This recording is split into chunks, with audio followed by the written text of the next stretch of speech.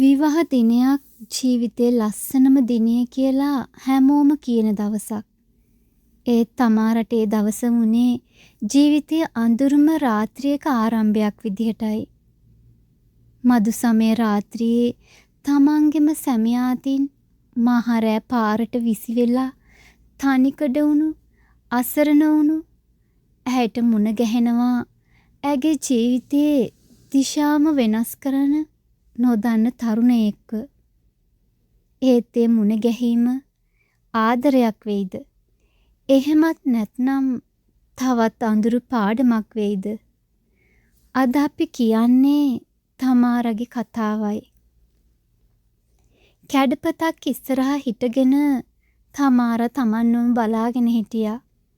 සුදු සාරියක්, අතට දාපු රතු වලලු, කරේ දිලිසෙන මාල පෙළ, ඕනෙම ගැහැණු ළමයෙක් ලස්සනට හිතන විවාහ දිනේ පින්තූරයක් වගේ.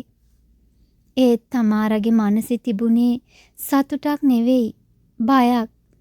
මොකද මේ මනාලියගේ ඇඳුම ඇතුලේ ඉන්නේ තමන්ගෙම කැමැත්තෙන් තෝරගත් ජීවිතයක් නෙවෙයි.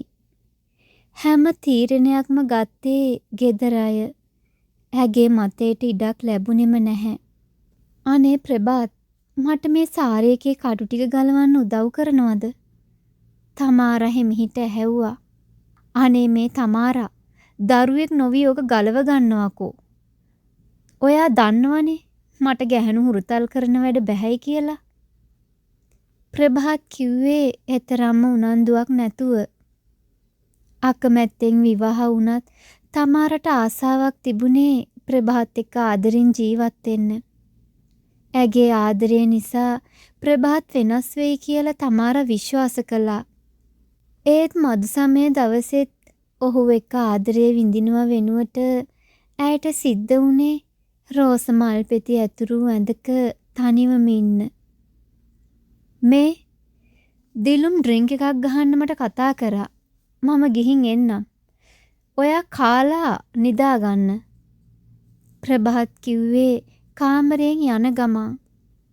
තමාරගේ ඇස්සට කඳුළු ආවේ වලක්ව ගන්න බැරි තරමට. දැන් ඉතින් හැමදාම ජීවත් වෙන්න වෙන්නේ මේ විදිහටමද කියලා හිතුනහම කෙල්ලට ලොකු දුකක් දැනුණා. ඇය තනියම සාරිය ගලවගෙන රාත්‍රියේ ඇඳුමකට මාරු වුණා. ඇඳේ වැතිරී කල්පනා කරන ගමන් අවසානයේ ඇහැ පිය වෙන්න ලං වෙනකොට කාමරේ දොරට කවුරු හරි තට්ටු කළා. කෙල්ල දුවගෙන ගිහින් දොර ඇරියේ ප්‍රභාත් ආවා කියලා හිතාගෙන. ඒත් එතන හිටියේ ප්‍රභාත් නෙවෙයි. අනේ නංගි, ප්‍රභාත් කිව්වා එයාගේ පර්ස් එක ඉල්ලගෙන එන්න කියලා. හදිසියෙම ඇවිත් හිටියේ ප්‍රභාත්ගේ මිතුරා දිලුම්. ඔහුට කෙලින් ඉන්නවත් බැරි තරමටම ඔහු හොඳටම බීලයි හිටියේ. තමාර කිසිවක් නොකියා ආපහු කාමරයට ගියා. ඒත් පර්ස් එක අරන් ආපහු හැරෙන අතරේ දිලුම් අවසර නොගෙනම මගේ කාමරයට ඇතුල් වුණා. ඔයා අද හරිම ලස්සනයිනේ තමාරා. ප්‍රභාත් ඔයාව ගණන් ගත්තේ නැති එකට මට නම් ඔයා දැක්කම ආස හිතෙනවා.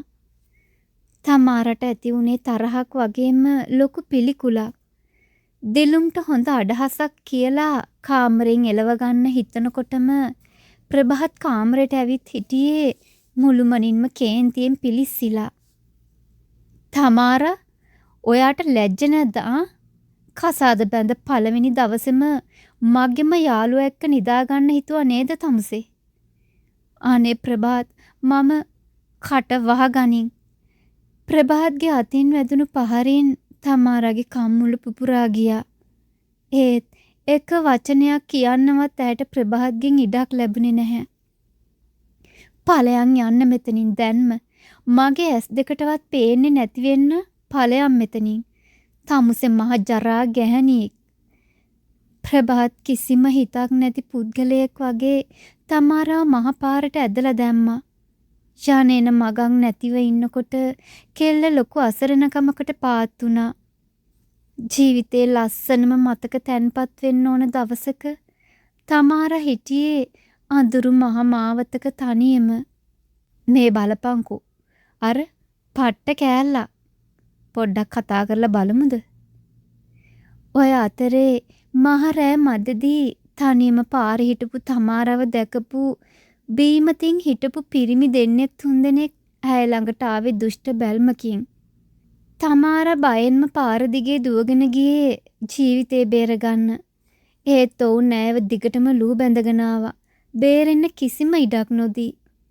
වාසනාවකට වගේ පාර පැත්තේ නවත්තලා තිබුණු වාහනයක් තමාරට හම්බ වුණේ එතකොටයි. අනේ සර් මට උදව් කරන්න. අර මිනිස්සු දෙන්නෙක් තුන්දෙනෙක් මගේ පස්සෙන් එළවනවා.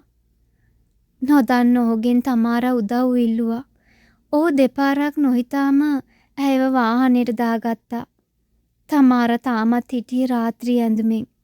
ඒ තරුණයාගේ මුහුණේ ප්‍රශ්න දහසක් තියෙන බව තමාරට තේරුණා. මාව බේරගත්තට සර්ට ගොඩක් පිං. මම ලොකු අවුලකට හසු වෙලා ඉන්නේ සර්.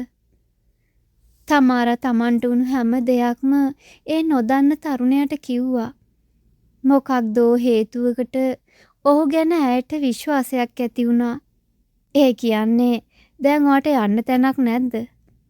ප්‍රශ්නයක් නැත්නම් අද රැට මගේ ෆ්ලැට් එකේ ඉන්න පුළුවන්.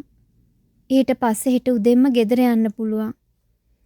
අනේ මේ වෙලාවේ ලොකු උදව්වක් සර්. සර් කියන්න එපා. මම දේවින්. ඒත් හැමෝම මට කතා කරන්නේ දේව් කියලා. ඔයාටත් පුළුවන් එහෙම කතා කරන්න. දේව් ජීවත් වුණේ තමන්ගේ ෆ්ලැට් එකේ තනියම. එක රැයක් වුණත් තමන්ට නවාතැනක් දෙන්න ඔහු මෙච්චර කරුණාවන්ත වුණ එකට තමාරා කෘතඥ වුණා. පහවදා උදේ දේව් ඇහැරුණේ කුළු බඩු සුවඳත් එක්ක. කලින්ම ඇරිච්ච තමාරා ඔහුට උදේ ආහාරයක් හදන්න හිතුවේ කලින් රාත්‍රියේ උදව්වට ස්තුතියක් හැටියට. අම්මෝ තමාරා ඔයා කෑමත් හදලානේ. ඇත්තටම මේ කුස්සියේ කෑමක් හදපු කාලයක් මට මතක නැහැ. ඔව් මටත් ඒක තේරුණා දේව්. ඊයේ මට කරපු උදව්වට මෙහෙම හරි දෙයක් නොකළොත් මට හිත සංසුන් වෙන්නේ නැහැ. ඒකයි.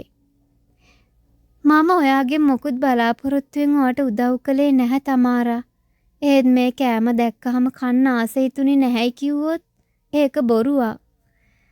දෙන්නම කෑම කනකොට තමාරා දේව්ගේ දුරකථනයෙන් තමන්ගේ අම්මට කතා කළා.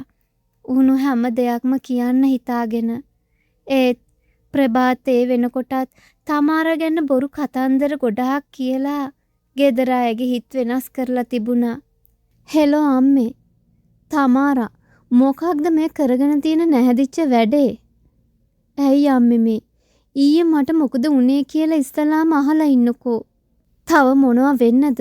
ඔයා අපේ මූණේ දැලි ගෑවා. විවාහ දවසේම රාත්‍රී වෙන කෙනෙක් එක්ක පැනලා ගියා කියලා. දැන් අපි කොහොමද ලෝකිට මූණ දෙන්නේ? අම්මේ මම කාත් එක්කවත් පැනලා ගියේ නැහැ. ප්‍රභාත් තමයි මාව මහපාරට ඇදලා දැම්මේ. අද ඉඳන් ආයෙත් මට අම්මා කියලා කතා කරන්න එපා උඹ. මට ඔය වගේ දරුවෙක් හිටියේ නැහැයි කියලා මම හිත හදාගෙන ඉවරයි. තමාරගේ අම්මා කෝල් එක කට් කරේ කේන්තියෙන්. නොදැනීම තමාරට ලොකු නිශ්වාසයක් පිට වුණේ. මුළු ලෝකෙම කඩා වැටුණා වගේ දැනුණු මොහොතක. හැය කල්පනා සාගරයකට වැටුනේ ලොකු අසරණකමකින්. තමාරා දැන් ඉතින් කල්පනා කරලා වැඩක් නැහැ. ඉස්සරහට කරන්න ඕන දේ ගැන විතරක් හිතන්න. දේව් හැමිහිට කිව්වා. දේව් ඔයාට පුළුවන්ද මට ඉන්න තැනකුයි රැකියාවකුයි හොයලා දෙන්න? හරි මම බලන්නම් තමාරා. දේව්ට ඇය ගැන ඇති වුණේ අනුකම්පාවක්. ඔහු හැමිහිට ඇගේ උරහිස උඩින් අත තිබ්බා. කල්පනා කරන්න එපා ළමයෝ. විසඳුමක් නැති ප්‍රශ්නයක් මේ ලෝකේ නැහැ. දැන් හැමදාම මේ ඇඳුම ඇඳගෙන ඉන්නද කල්පනාව? අපි ඔයාට ඇඳුම් ටිකක් අරන් එමු. දේව් කිව්වා. තමන් ප්‍රොෆෙෂනල් ඇඳුම් නිර්මාණකරුවෙක් බව පෙන්눔 කරමින් කිසිම දෙයක් බලාපොරොත්තු නොවි ඔහු තමාරට උදව් කරපු විදිය නිසා ඇගේ හිතේ දේව් ගැන ලොකු ගෞරවයක් ඇති වුණා. අනේ ඇත්තට මමත් ඉගෙන ගත්තේ ෆැෂන් ඩිසයින් තමා. ඒත් රැකියාවක් නම් කරේ නැහැ. ෂා මරු කතාවක්. අපිට එකතු වෙලා වැඩ කරන්න පුළුවන් නේ තමාරා. දේව්ට අලුතෙන් ලැබිලා තිබුණු චිත්‍රපටයක නළු නිලියන් කිහිප දෙනෙකුගේ ඇඳුම් නිර්මාණය කරන්න තමාරට බාර දුන්නා. කෙල්ලත් ගොඩාක් ආසාවෙන් දේව්ට ඒ වැඩේ කරලා දුන්නා. ඒ වැඩ නිසාම දෙන්නට ගොඩාක් කාලය ගත කරන්න උනේත් එකට. දේව්ගේ රැකියාවත් කලින් තිබුණට වඩා හොඳට කරගෙන යන අතරේ දෙන්නටම එකිනෙකා ගැන තේරුම් ගන්නත් පුළුවන් වුණා. එදා ඔයා කරපු ඇඳුම් නිර්මාණයට ගොඩක් හොඳ ප්‍රතිචාර ලැබුණ තමාරා. ඒ හැම දේම ඔයා නිසයි. ස්තුතියි. දේව් සතුටින් කතා කරනකොට එයාගේ ඇස් දිලිසෙනවා. ඒ වෙලාවට තමාරාගේ හිතටත් දැනුනේ ලොකු සතුටක්. තමාරා දන්නා දෙකක්. ඔයාට කියන්න සුබම සුබ ආරංචියක් තියෙනවා. දේව් පොඩි ළමෙක් වගේ කෑ ගහගෙන එනකොට තමාරට hina ගියා. ඒ වගේම තමයි තමාරා කාලයක් තිස්සේ ආසාවෙන් හිටපු මගේ හීනයක් අද හැබෑ වෙලා. මට ජාත්‍යන්තර ඇඳුම් නිර්මාණකරුවන්ගේ සම්මානයක් ලැබෙන්නයි යන්නේ. මේ හැම දෙයක්ම ඔයා නිසයි තමාරා. බලන් යනකොට මට හම්බ වෙලා තියෙන්නේ කළු ගලක් කියලා හිතාගෙන විසි කරලා දාපු මැණික් ගලක්. කාලයත් එක්ක දෙන්නට දෙන්න නොදැනීම බැරි තරමට එයාලගේ හිත ලං වෙලා තිබුණා. ඒත් තමාරා කොහොමවත් තමන්ගේ හැඟීම් දේව්ට පේන්න දුන්නේ නැහැ. එයා තමන්ගේ එක පැත්තකින්ම තිබුණ ආදරය නිහඬවම දරාගෙන හිටියා. තමාරා, සමහර වෙලාවට මට හිතෙනවා ඔයාව මට හම්බ වුණේ අහම්බෙන් නෙවෙයි කියලා. දේව් තමාරාගේ ඇස්සට ලං වෙලා කතා කළේ අමුතුම හැඟීමක් මුසු වෙච්ච හඬකින්. ඇයි දේව් ඔයා එහෙම කියන්නේ? මං වගේ කිසිම දෙයක් නැති අසරණියකගෙන් ඔයාට මොකක්ද තියෙන වාසිය? හොයා අසරණියක් නෙමෙයි තමාරා. ආයෙ වතාවක් එහෙම කතා කියන්න එපා. දේව් තමාරාගේ තොල් දෙක ළඟට ඇඟිල්ලක් ගෙනියන ගමන් තවත් ඇයට ලං වුණා. ජීවිතේ කවදාවත් කාගෙන්වත් නොලැබුණු ඒ හැඟීම ඉස්සරහා කෙල්ල නිශ්ශබ්ද වුණා. තමාරා, මට ඔයා දිහා මෙහෙම බලන් ඉන්නකොට හිතට ලොකු සතුටක් දැනෙනවා. දේව්, ඔය විදියට මන් දිහා බලන් ඉන්න එපා.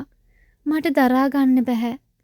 ඔයාට තියෙන ලස්සන ජීවිතයක් මට වගේ විනාශ වුණ ජීවිතයක් නෙමෙයි.